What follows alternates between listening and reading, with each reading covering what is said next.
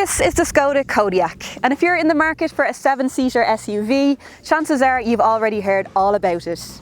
You might have been told to wait for it, or you might even be waiting for one right now, because the demand since its arrival has been crazy. But we've finally got our hands on one to give you a look around and see if it really lives up to all that hype. Space has always been a Skoda strong point, so it comes as no surprise that it's absolutely huge inside.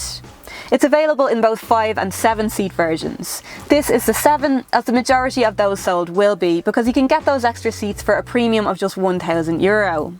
That makes it one of the best value 7-seater SUVs on the market, with a starting price of under €30,000. Legroom in the back is very generous when you've got the middle seat right back, but you don't want to do that if you've got passengers in the last row, because you'll eat into all their legroom. So I'm going to leave myself with just as much as I need here. Keeping in mind I'm not particularly tall or small at 5'6", but I'd be pretty happy with the legroom back here, and chances are the ones you actually put back here are going to be much smaller than me. That said, I wouldn't fancy spending too much time back here either, because the seats are very low and flat. So for children, fine, adults, maybe just occasional use. With those seats up, you've still got a bit of a boot at 270 litres, which is about the size of an average Super Mini. And if you fold them down, that extends to 660 litres. Then if you need to carry anything bigger than that again, you can fold the middle row down too, to create an absolutely enormous load area of over 2,000 litres. Then of course it wouldn't be a Skoda if it didn't have lots of small but thoughtful touches to help make life that little bit easier in the simplest possible way.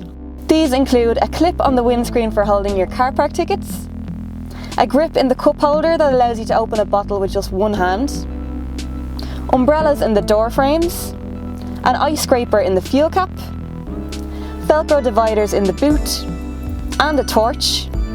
And finally, it's got these little door protectors that prevent dings in the car park and disappear again when you close the door. All Kodiaqs come well equipped from the ground up, with standard features on the entry-level active model including air conditioning, cruise control and a touchscreen display with Apple CarPlay and Android Auto. The in-betweener and traditionally the best-selling Skoda trim is the Ambition model, and that adds larger wheels, a larger touchscreen, triple-zone air conditioning, parking sensors and a few more styling upgrades. And finally, for the ultimate Kodiaq experience, you've got this top-of-the-range style model, which sees the wheels get bigger, adds full LED headlights, Alcantara leather seats, an upgraded infotainment system with sat-nav and a reversing camera, and ambient lighting in the cabin. This is the 2-litre 190 brake horsepower 4x4 diesel option with the automatic DSG gearbox, which makes it the very top-of-the-range model. Although there is a lower powered 150 brake horsepower version available in manual with 4-wheel drive or automatic without. Although Skoda say the demand for 4-wheel drive has been strong. And I can see why, especially in a car of this size, you really do appreciate that extra grip around corners. And particularly for country drivers, it does make it easier to cope with any more difficult driving situations that might arise, or at the very least give you the confidence to know that you could. It was never going to have sports car handling given the size, but it is still an absolute pleasure to drive. It's got an excellent driving position, which gives you a great view out over the other cars when you're sitting in traffic, and it's just a very quiet, very comfortable car to drive. It doesn't feel half as big as it looks on the road, and those driving aids like the parking sensors and reversing camera make it easy to cope with in tighter spaces.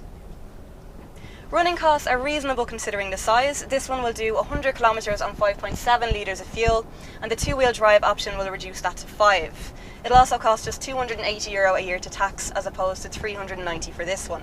For those who don't do big mileage but still need big space, there's also a petrol option. A 1.4-litre manual with 125 HP or a more powerful automatic. And both still offer reasonably good fuel economy between 6 and 7 litres per 100 kilometres, and have significantly lower starting prices than the diesel. It's very difficult to pick out anything to criticise about this car, but since it's our duty, I will point out that there could be more Isofix anchors for child seats. There are just 2 fitted to the outer seats of the middle row, an optional one available for the front passenger seat, and none at all in that back row, and for a family wagon that could be better. then the parking sensors I have found to be just a little bit on the sensitive side. You'll find that because it is such a big car, you're generally always going to be close to something, and they can be just a little bit loud and panic inducing when you're trying to reverse out of a tight spot. But that really is all I can think of, and the demand speaks for itself. It ticks all the boxes and then some, and your only problem is going to be fighting off the other people who want to get their hands on one too. You can try your luck at your local Skoda dealer, details of which you'll find on CarsIreland.ie.